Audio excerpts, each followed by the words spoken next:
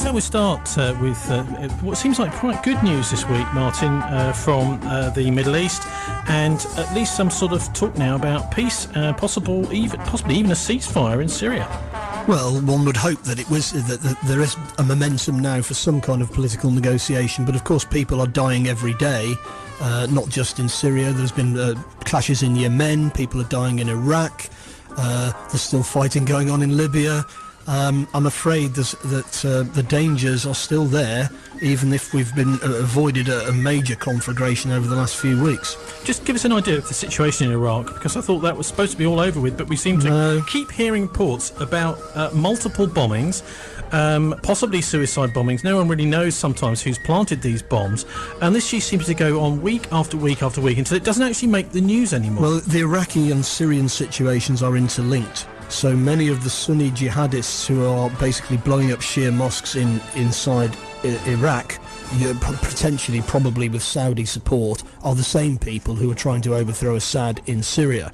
The elected government of Iraq, the Maliki government, Maliki is a Shia. They are aligned towards Iran and aligned towards Bashar al-Assad. So we went to war to bring a democracy to Iraq, and that democracy is saying don't get involved in Syria because we think that we're actually supportive of the Assad regime.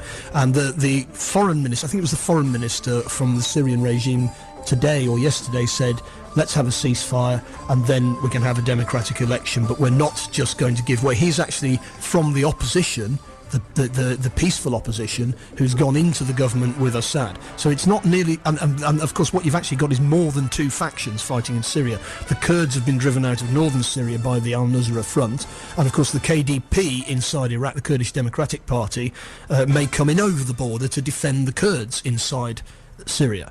So it's far more complicated than we're being presented, and I think the British people are quite sensible in a way. They realise that it's complicated, and because they realise that it's complicated, they realise there's no simple solution, and they don't know all the detail. They don't need to know all the detail to realise that it's more complicated than they're being told. It's not black and white. Now, going back to Sunday, we had another one of these multiple bomb attacks in Iraq, more than 58 dead, 120 wounded as concurrent car bombs go off across Iraq, was reported. Most casualties were recorded in the city of Hillah, near the capital Baghdad, where twin car bombs set off near a busy market killed 15 people and wounded 29 more. I mean, what is going on here, Martin? This is supposed to be a country which we were supposed to get rid of some evil dictator. Now there's just a massacre going on almost every week, another one of these multiple attacks. I wouldn't sit here and say I know what's going on in Iraq. I don't. I try and keep up with what's going on, as people do who have got... I can tell you what one former Iraqi official says, and that is that Saudi Arabia is behind the armed terrorism in Iraq. This is a press TV last weekend. The United Nations figures also say that over 4,000 people have died in terrorist attacks in Iraq so far in 2013, with Baghdad province hit the worst. 4,000 people have been killed and 10,000 people injured just in 2013 so far. Iraq's former national security advisor says Saudi Arabia is one of the major supporters of armed terrorism plaguing the violence-stricken country. Mofawak al-Rubai said that all leaders of terrorist groups operating inside Iraq have come to the country from foreign states such as Saudi Arabia and Yemen, noting that Baghdad has managed to identify them. He further noted that over 1,000 Iraqi tribal sheikhs have recently rejected an invitation by Saudi King Abdullah bin Abdulaziz to attend a meeting in Riyadh, describing it as interference in Iraq's domestic affairs. Recently, cables were released about a secret memo by Christopher Hill, former US ambassador to Iraq, sent to the US Department of State in September 2009, in which it was mentioned that Saudi Arabia constitutes the biggest challenge and the problem is more complex in relation to the Iraqi politicians who are trying to form a stable and independent government. Hill also said intelligence sources reported that Saudi Arabia is based in the effort to destabilise the government of Iraq and Prime Minister Nouri al-Maliki. Well, that's right, and the Maliki regime has also got a fairly ropey human rights record, so it's not as if it was black and white even there. But I think, let's be clear, the 19 hijackers on 9/11 supposedly I don't accept this for a minute, but supposedly all came from Saudi Arabia. Saudi Arabia is supporting the people who are blowing up mosques in Iraq. Saudi Arabia may have supplied the sarin, which was used in Damascus. Or it may have come from Libya via MI6. Those are the kind of stories that are being pushed around out there in the real world. Now, at what point do we attack Saudi Arabia as the fount of all international terrorism? Oh, we wouldn't do that, of course, because MI6 have been working with Saudi Arabia since the 1980s. And, of course, the Saudi army is all trained at Sandhurst, and we supply them with loads of weapons from Filton. But they are the terrorists. Oh, never mind, never mind, never mind. It's all a lot more complicated than people being told, and also a lot simpler. Roland Dumas, the former French foreign minister, was on French TV last week. He made a very interesting observation. He said... Last month, or a couple of months ago. Yes, but it's still fairly clear what he said. He said, I was approached before the Arab Spring by British officials at an international meeting, and they said, we are going to run an armed uprising in Syria. Do you want to be involved? Now, that is evidence that the whole armed uprising in Syria was begun by the British intelligence services, by MI6. We've had 100,000 dead so far, and if the chemical weapons attack turns out to have been carried out by the rebels with sarin supply, because the Al-Nusra Front have been arrested inside Turkey by the Turkish police in possession of 2 kilograms of sarin, which probably came from Libya via MI6, then maybe it's about time we put some of the people in MI6, sent them to The Hague for carrying out chemical weapons attacks which kill 1,300 civilians, because it may not be the Damascus regime at all, it may be our own people. What motivation would there be for the Saudis to interfere in politics, to be blowing up bombs in Iraq? Because the Saudi regime has got no legitimacy at all. They never have any elections in Saudi Arabia whatsoever. They've got 30,000 political prisoners, and if we're going to start redrawing the boundaries of the Middle East, for example saying the Kurds can have their own state, which may be one of the things that will come out of the Syrian conflict, then at that stage we could say we're going to break up Saudi Arabia, because the eastern part of Saudi Arabia, the eastern part is where all the oil is actually predominantly Shia, and they could actually form a federation with Bahrain and have all the oil, and the Saudi royal family, who've got no legitimacy whatsoever, less legitimacy than Gaddafi. What should be done with them is like what we did with Gaddafi. The French special forces who went into Libya put a bayonet on his backside and shot him through the head on YouTube. Isn't that British policy? Revolution in Syria, revolution in Yemen, revolution in Saudi Arabia, maybe revolution in Palestine as well. If the Israelis don't get back behind the green line, it's time to fight. This is what David Cameron seems to be saying. It's time to fight. It's time to draw a line in the sand. It's time for all of these regimes to go. Assad must go next week. The Saudi regime must go tomorrow. All got to go tomorrow, no matter how much blood is spilled.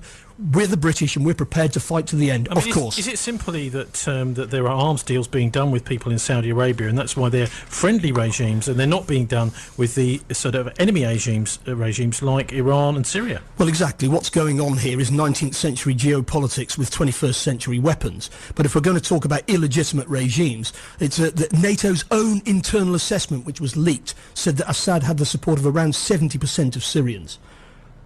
I don't suppose the royal family in Saudi Arabia have got support of 70% of the people, but who would know, because they never have any elections anyway. Well, I wonder if the royal family in Britain have got the support of 70% of the population. Anyway, Martin, one particular incident this week, Turkish warplanes shot down a Syrian helicopter, which apparently had crossed over into Syrian airspace. No one's quite sure whether it did or not, but certainly one thing's for sure is this helicopter, is a Russian-made helicopter, actually came down within Syria itself. So the Turkish may be being a bit cheeky. There was also an incident, wasn't there, months ago with a Phantom jet being shot down. So it's getting a bit tense on that Syrian Turkish border. Nobody doubts for a moment that the foreign jihadis from Libya and elsewhere are infiltrating into Syria over the Turkish border with the support of the NATO army, the Turkish NATO army, British and US intelligence services and special forces. Nobody disputes that.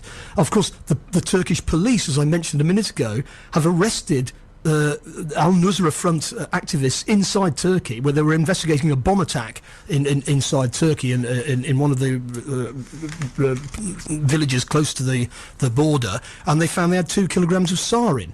And they're going to be charged with, attempting to use chemical weapons and all the rest of it, which is quite interesting, as the police that seem to be acting independently there, as genuine police forces should do. Now, of course, the other thing is that the Alawite minority in Syria, which is the same kind of religious belief as Bashar al-Assad has, they actually are concentrated on the Turkish border. So many of the people who live close to the border with Syria, on the other side of the border from Turkey, are actually sympathetic to Assad, whereas the Sunni-led Justice and Development Party, which is ruling from Ankara, are very keen on removing Assad. But of course, we've also seen in Egypt, we haven't mentioned that, the army is still killing people. They raided some place this week and killed a lot of people. When is the RAF going to stop bombing them? This is a particularly horrific situation in Egypt right now, where you've got supporters of the ruling, what it was up until a couple of months ago, ruling Muslim Brotherhood, are now deemed criminals. At least the organisers of the Muslim Brotherhood are being rounded up, some shot, and put into jail. Well, I mean, what we said in Libya was it's time to take up arms, isn't it? It's time. I mean, that's what we said in Syria. It's time to take up arms. It's time for the Muslim Brotherhood to start fighting back. If they start fighting back, eventually the RAF will turn up and knock out the Egyptian tanks, and eventually we'll get democracy out of fighting. What's the agenda here? What's going on in Egypt? Well, what's going on in Egypt, again, I don't want to sit I've just read a very interesting book about the history of the politics of Egypt. It's called Spies, Statesmen, and I can't remember the other bit of the title. But anyway, the fact is what you've got is the army and the security apparatus in Egypt are not necessarily on the same side. The Muslim Brotherhood and the kind of secular opposition are not necessarily on the same side. And like a lot of other things, it's actually quite complicated. It isn't black and white. And nor is Syria. But I mean, there was an election there. Morsi was elected. Yes, I think he was only 51% of the vote. But he was elected as the president. He is now in jail.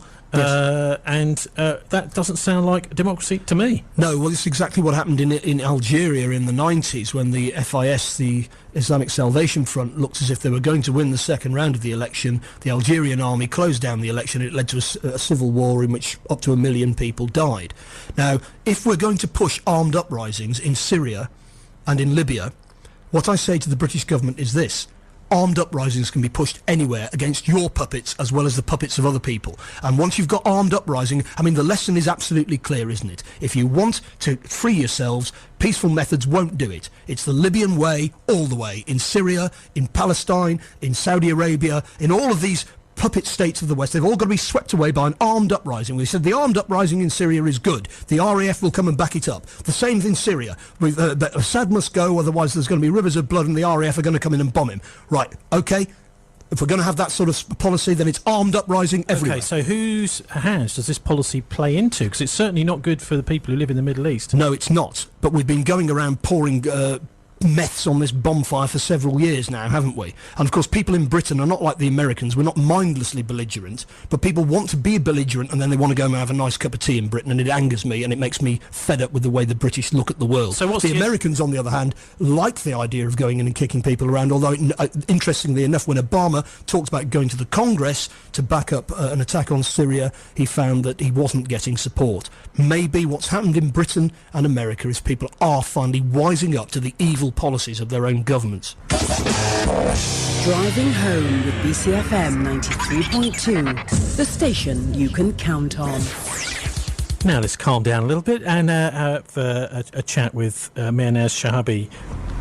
Well, I'm originally from Iran. I came to Britain when I was 21, following the Iranian Revolution, and I married, had children, and stayed on. So what was the situation over there? Were you unhappy with the revolution? Did you come over here because you...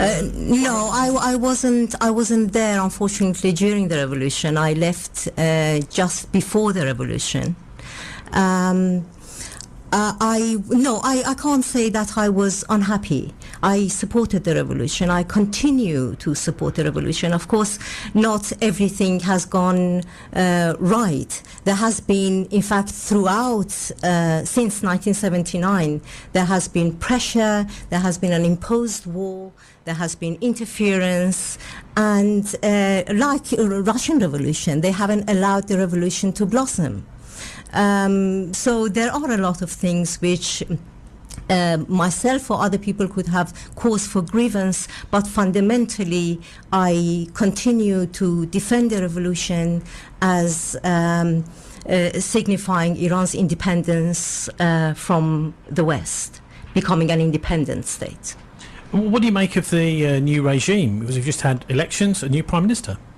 The new government of President Rouhani, it is very interesting because it was elected by 51% of the votes. Oh, crikey, like Egypt. And a lot of people, there was a lot of pressure for the boycott of the elections following the debacle of the 2009 elections and the accusations of rigging. However, when it came to the elections, a lot of people came out, also a lot of people, the expatriate community, and voted. The government seems to have the mandate not just from the people, but also from the supreme leader to act. Its platform is improving Iranian economy, and also changes in foreign policy in terms of wanting to negotiate and have a sort of softer approach. Yes, I do support it. Well, we've also seen this week, haven't we? Quite nice to see some release of some political prisoners. I wonder, is that enough? Well, that was one of the things that Rouhani had been asked to do before the elections, that people were wanting him to release political prisoners and some civil freedoms, and it seems to be happening. Some laxing of the restrictions on the internet, and also release of some important political prisoners, 11 this week, 8 women and 3 men, one of them Nasrin Sotoudeh, who was a prominent lawyer and human rights activist. So that is cause for feeling good about it. Yes, one of the things we do quite regularly on this show is we have little clips from Press TV. Now it's banned here in Britain, at least it's banned on the Freeview and on some of the satellites. What are your thoughts about Press TV? Because we've just had a story there, for example, one of the former senior security people in Iraq talking about the Saudi Arabians possibly being behind the terrorism, at least much of it, in Iraq. That's a story which I've only actually managed to find on Press TV. Nobody else seems to have him quoted. So what are your thoughts as an Iranian on how the English language service of Iran is actually operating? Well, it's interesting in relation to Press TV. As far as the domestic news in Iran is concerned, I don't think it's that hot. But as far as the foreign news is concerned, it is actually a very good source of news. It's got news that you often don't find in the mainstream media. And you can have quick access to what is just come out in relation to what is happening in the Middle East, in relation to Palestine. So I think it's good. So how do you actually manage to watch it yourself? Because I tend to only manage to see it on YouTube. I also watch it on the internet. I know this is annoying that you can't actually pick it up on the satellite. Yeah. Martin, this is saying something, isn't it, about the way that discussions and debate internationally is managed now, when a country has the ability to really just simply close down, apart from just online, a particular channel from appearing on our TV screens. Mehrnaz is saying there that she actually thinks that their coverage is quite good. Why aren't we allowed to see it here in Britain, and how does this impact on how we see the world around us? Well, I think what's happened is all over the world people have realised that information is power. And as Mehrnaz rightly says, you're probably not going to find out too much about Iran from watching Press TV, but it covers what else is going on in the world far better. Just like you're not going to find much out about what goes on in Britain from the BBC, or what goes on in Russia from Russia Today. But I think the fact that we've now got these competing English language international stations really has sharpened up the debate around the world. So, for example, this chemical weapons assault in Damascus, there are all sorts of competing narratives about it out there. In the past, they would have just told us a fib and we would have believed them. They can't do that anymore. Well, in fact, interestingly, what came out in the WikiLeaks documents was that there was a pressure from the United States to close down on Britain, to actually not allow Press TV to operate. And then in time it did happen. They closed it down. I noticed also that the Anti-Defamation League got the YouTube channel of Press TV also closed down, but then they popped up, they just started a brand new one and started again. That was closed down, and they finally got one which seems to be operating more regularly. They seem to be very popular. It is, and in a way I think this can be counterproductive trying to do this, because the internet being as it is, censorship is detected as damage to the network, and the network actually roots round it. So long as Press TV are prepared to use the internet in imaginative ways, hopefully they'll continue to be able to find some way of letting us know what Iranians think about what's going on in the world. Anyway, we mentioned briefly the chemical weapons there, and we're also talking about the way that this is discussed and debated. We've got one of those debates and discussions here, and that is that point of view of the US Secretary of State John Kerry. So let's have a listen to what he's had to say about the chemical weapons discussion and the possible attack on Syria, which was being contemplated by him, being pushed by him a month or so ago. Well, for the last several days, President Obama and his entire national security team have been reviewing the situation in Syria. And today I want to provide an update on our efforts as we consider our response to the use of chemical weapons. What we saw in Syria last week should shock the conscience of the world. It defies any code of morality. Let me be clear. The indiscriminate slaughter of civilians, the killing of women and children and innocent bystanders by chemical weapons is a moral obscenity. By any standard, it is inexcusable, and despite the excuses and equivocations that some have manufactured, it is undeniable. The meaning of this attack goes beyond the conflict in Syria itself, and that conflict has already brought so much terrible suffering. This is about the large-scale, indiscriminate use of weapons that the civilized world long ago decided must never be used at all, a conviction shared even by countries that agree on little else. There is a clear reason that the world has banned entirely the use of chemical weapons. There is a reason the international community has set a clear standard, and why many countries have taken major steps to eradicate these weapons. There is a reason why President Obama has made it such a priority to stop the proliferation of these weapons and lock them down where they do exist. There is a reason why President Obama has made clear to the Assad regime that this international norm cannot be violated without consequences. And there is a reason why, no matter what you believe about Syria, all peoples and all nations who believe in the cause of our common humanity must stand up to assure that there is accountability for the use of chemical weapons so that it never happens again. Last night, after speaking with foreign ministers from around the world about the gravity of this situation, I went back and I watched the videos that anybody can watch in the social media, and I watched them one more gut-wrenching time. It is really hard to express in words the human suffering that they lay out before us. As a father, I can't get the image out of my head of a man who held up his dead child, wailing while chaos swirled around him. The images of entire families dead in their beds without a drop of blood or even a visible wound. Bodies contorting in spasms. Human suffering that we can never ignore or forget. Anyone who could claim that an attack of this staggering scale could be contrived or fabricated needs to check their conscience and their own moral compass. That was US Secretary of State John Kerry there, and I'll start with you, Martin. He's saying anybody that's questioning whether or not some of the footage here that we've seen on our television screens could be fabricated needs to search their conscience. Well, some of it was uploaded the day before the attack was supposed to have taken place, so it's bound to raise questions, isn't it, about what we're seeing here. Sister Mariam Agnes, I think she is Mother Superior. Mother Superior in Damascus, was saying that they're getting evidence that some of the children in the videos are actually the children of Alawite families kidnapped from Latakia 2 weeks previously, then murdered to order by the Al-Nusra Front, and then put on the videos, and they've been caught doing this several times, killing regime loyalists, videoing the pictures, and then saying, gosh, the horrible government has killed these people. And you know who trained them in that kind of psychological warfare technique?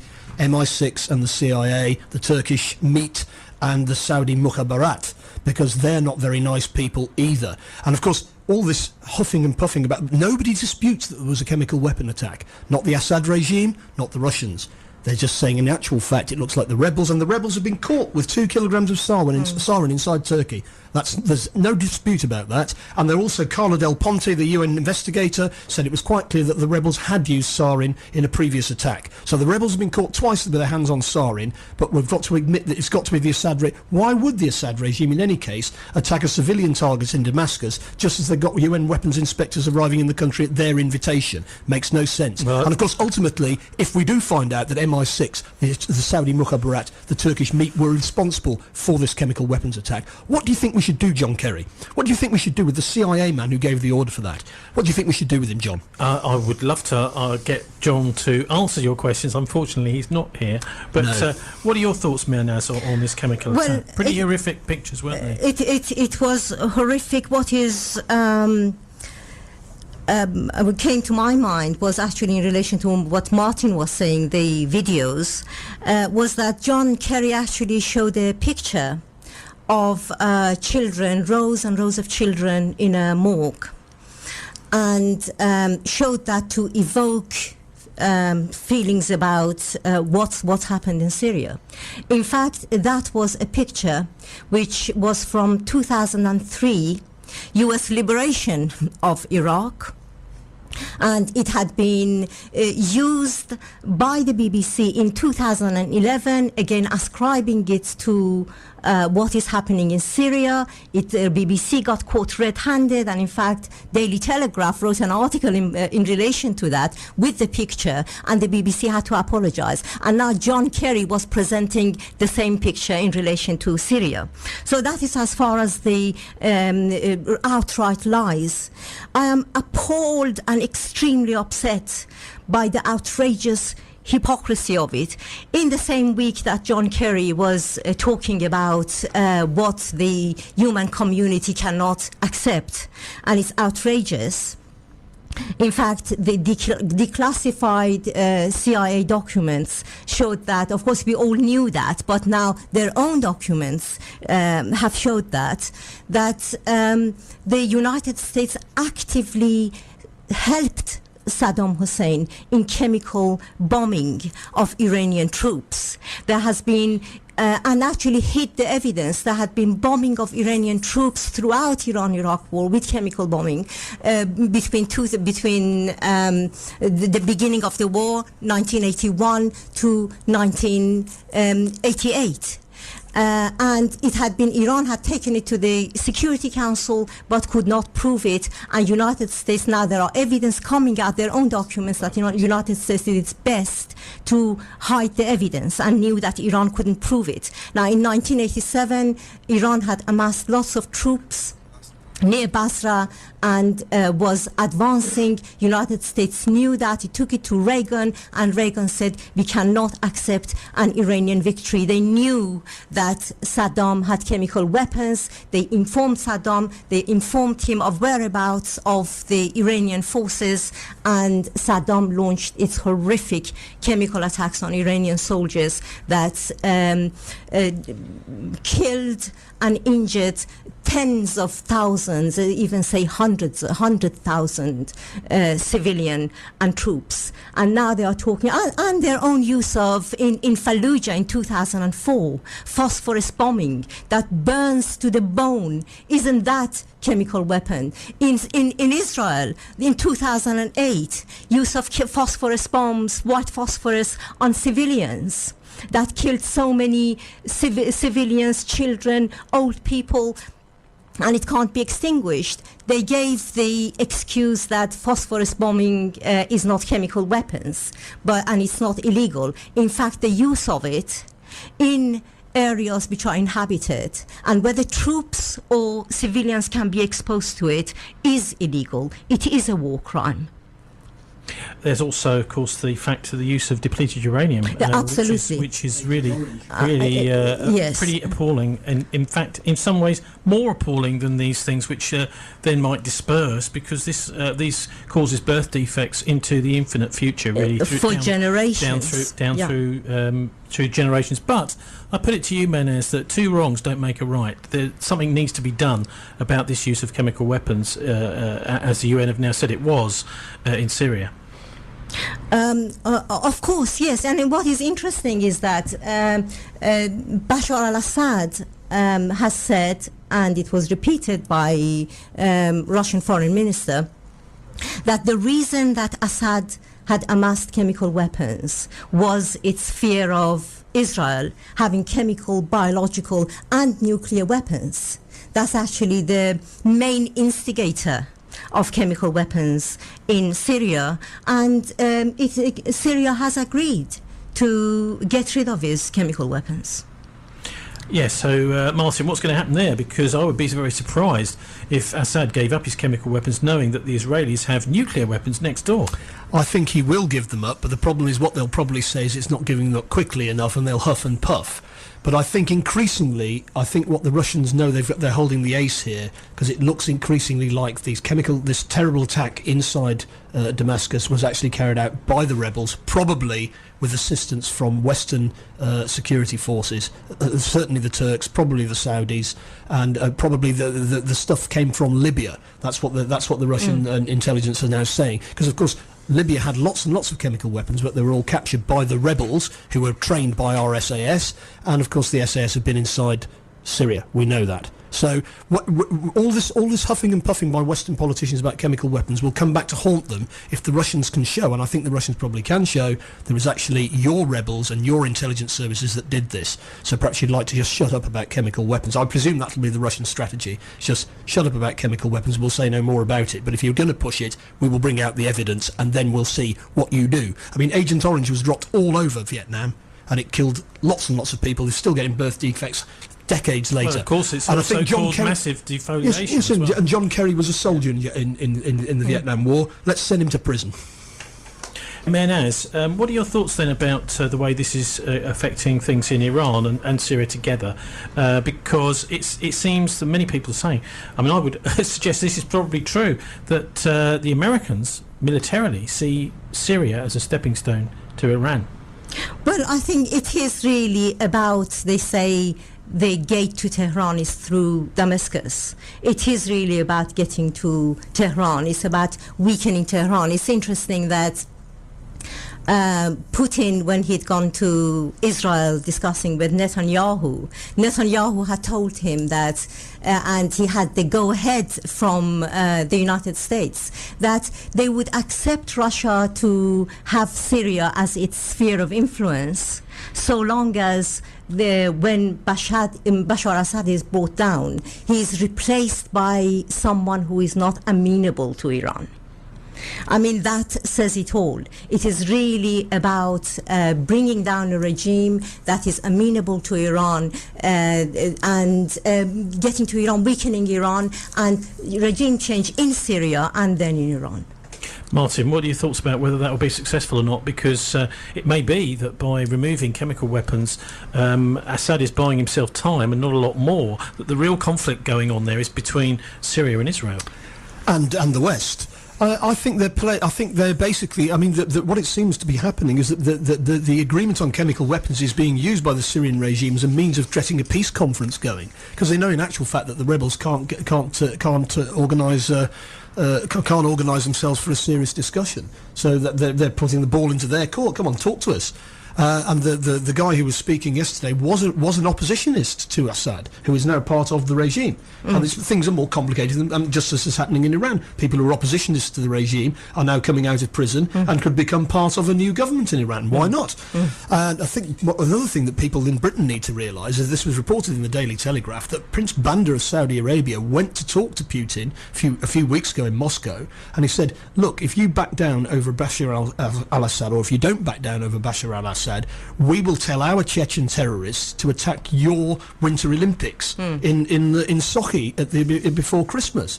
Now, there's going to be British teams competing at that Winter Olympics. Are we happy for the Saudi head of intelligence to go and threaten the Russians that his Chechen fighters, and there are Chechen fighters inside Syria as well, are going to attack the Winter Olympics unless they back down? I would call that terrorism by any definition. And of course the Saudis are all Their soldiers are all trained at Sandhurst and their weaponry all comes from Bristol. Martin, in the Wall Street Journal today, we're just hearing rebel-on-rebel violence is seizing Syria. Across northern and eastern parts of the country, units of the jihadist group known as ISIS, or Islamic State of Iraq, and al-Sham are seizing territory on the battlefield and behind the front lines from the Western-backed Free Syrian Army rebels.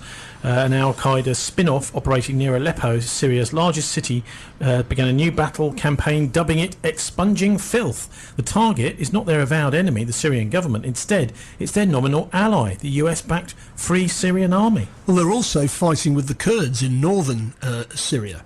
And, of course, the KDP in Iraq. I mean, we could, and the PKK in Turkey are in negotiations with the Turkish government about some kind of settlement of that war, which has killed 40,000 people over the last few years, although most people have never heard of it, because we're told it's what Brian Eno, the pop star, calls propaganda. The things we're supposed to care about, what's happening in Syria, not what's happening in Turkey, not what's happening in Iraq, not what's happening in Saudi Arabia. It's Syria, Syria, Syria. But of course, in actual fact, in the real world, in the Middle East, once you start, what could really happen here is we could start redrawing the boundaries. And if we agree to start redrawing the boundaries, then a failed state like Saudi Arabia is ripe for partition. And of course, the whole oil industry in Saudi Arabia is conveniently concentrated on the east coast, right next to Bahrain. They've got a Shia majority there. They can have their own state and their own oil and put the whole Saudi royal family up against the wall like we did with Gaddafi. Mehrnaz, what are your thoughts about the future for your country, or your place where you were born anyway? Yes. Well, currently I feel hopeful about the future. I think that there is every possibility, as far as the Iranian government is concerned at least, that the nuclear issue could be resolved. Iran has actually said that. It's backed by the Supreme Leader. Well, he said that just this week, didn't it? Yes, he said that we are... Well, there has never been any intention for nuclear weapons, but they have reiterated that. But also the Supreme Leader has given his blessing to the President to reach a resolution of the nuclear issue and be flexible. So I think that as far as Iran is concerned, there is every possibility of resolving the issue. The ball is really in their court. But you see, the problem has never been Iran's nuclear program. It is really about regime change in Iran. And where I get my hope is not really what is happening in the United States government. I get my hope from the movements which are taking place globally, from people's consciousness, like, for example, British Parliament being forced not to support the United States for the first time after so many years, not to support United States in war, not to act as a puppet. That is really due to a movement in Britain taking place, a consciousness about against imperial wars. And I think what happened in relation to backing down from the war in the United States was that, like a pack of cards, this was actually transferred to the people in the United States. They saw that they have lost their closest allies. Then people in the United States put pressure on their congressmen, and Obama knew that they were not going to win. AIPAC was behind it. They were killing themselves. They were putting the most amount of pressure for the war resolution to go through. But of course they didn't succeed. They are disappointed now. So I think that we are living in a situation of flux, that everything is possible. When you mentioned regime change there, what do you think is the motive? I mean, we keep hearing this. We've seen it in many countries across the Middle East and in Libya and North Africa. The regime change, is it simply that to open the way for Western-backed oil companies, Western-backed corporations, like the sort of McDonaldization of Iran?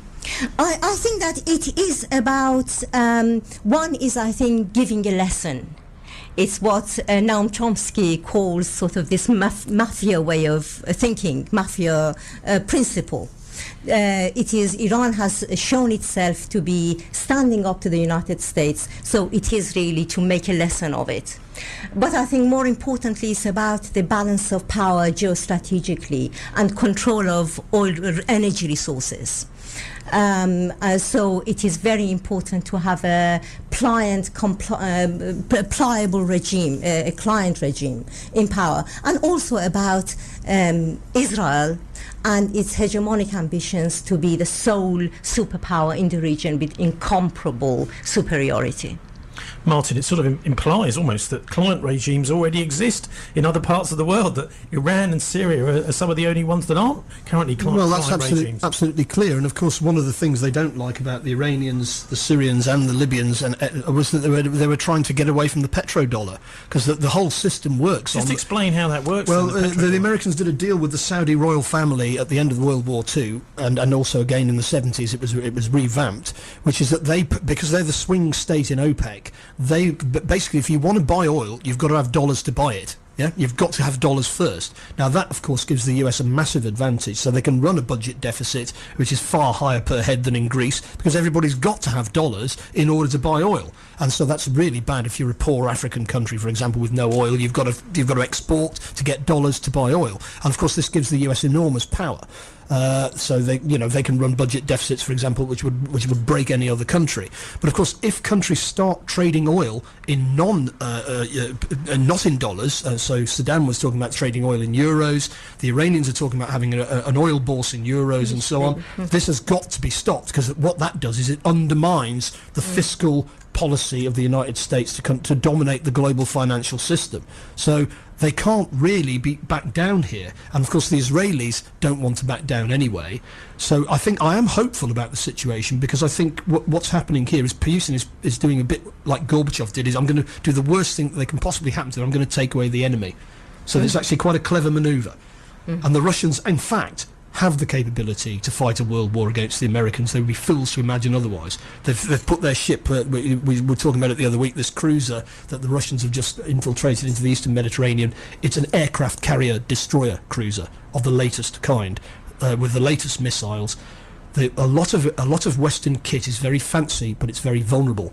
And if there came to be a fight around on the coast of Syria or on the coast of Iran, it's not at all clear that the Western navies would win. And of course, that's another thing that keeps us on the side of sanity. Dempsey, who was in charge of of CENTCOM, the US military, I think he may be in charge of the whole lot. He's been saying pretty publicly, "Don't talk about having a war. It's a silly idea. We'll probably lose." Well, that of course, is important. In the event of such a war, no one will win. No. Because it will be catastrophic and most likely would involve nuclear weapons, even conventional weapons. I think it would be a devastating global war. But I think what actually made Obama administration to think twice was also seeing Chinese and Russian military fortification in the Mediterranean. They knew that it was serious, and also Iran would be involved, and it will be an unwinnable battle. It will be too costly. Well, that's what may save us, is because even senior people in the Israeli military and Mossad have been coming out and saying, look, stop all this talk of war, you silly politicians, because in actual fact it's a catastrophe for everybody, and we're professional soldiers and sailors and so on, and you're all talking rubbish. Shut up, please. Mehrnaz, as an Iranian-born person yourself now here in Bristol, give us a bit of an idea. Where is a good place to go online, since we can't get very much useful from the BBC, any of the big networks, to find good news or information, truthful information, if you want, about Iranian opinion and what's actually happening domestically over there? About Iranian opinion, well, I go to various, I haven't got anything in particular in mind. I read Iranian papers, both official papers and blogs. So I find it very difficult to say which one. I read lots and lots of things, and then you deduce what is happening. We mentioned Press TV earlier on. Obviously, if you won't get them on your satellite, unfortunately, but you can get them on. I think they may actually be a satellite. You can still get them. I'm not absolutely sure about that. Also, what about doing things? If people are. Many people are actually quite excited by the British Parliament's refusal to get involved in this missile strike on Syria, and it'd be just nice to know, if there are organisations which are actually working to build on that. Well, there is the Stop the War coalition. I think that it is just so important. A lot of people were despondent that since the Stop the War was founded a decade ago, other wars have taken place. Iraq, Libya, bombings in Pakistan and Somalia and here and there, and we had not achieved anything. And what is happening in Syria, the sanctions imposed on Iran. But in fact, it showed that it doesn't work in a linear way. And something did happen. It did work. I think what is so important is reaching the MPs. I think it is very important to use the available democratic channels when they exist. So people did actually put pressure on their MPs. And it did work. I think that has actually... I was feeling disappointed. I think it sort of enlivened me. It's revitalized me. And I feel that... as Martin says, I mean, what has happened is not the end of it. In Syria, that is not the end of it at all. The threat of war exists. But I think that there is hope that we can actually work. And I think that through the Stop the War, through other anti-war campaigns, but making ourselves heard and contacting our members of parliament and putting pressure on them, challenging the media. Well, Mehrnaz Shahabi, speaking as an Iranian and a Bristolian, thank you ever so much for joining us on Drive Time. Thank you very much. Driving home with BCFM 93.2, the station you can count on.